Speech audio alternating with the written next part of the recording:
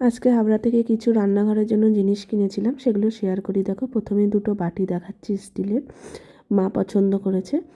মা আর আমি গেছিলাম। আর এটা হচ্ছে একটা প্রেশার কুকার নিয়েছি, ভিতরটাও ননস্টিক, বাইরেটাও ননস্টিক।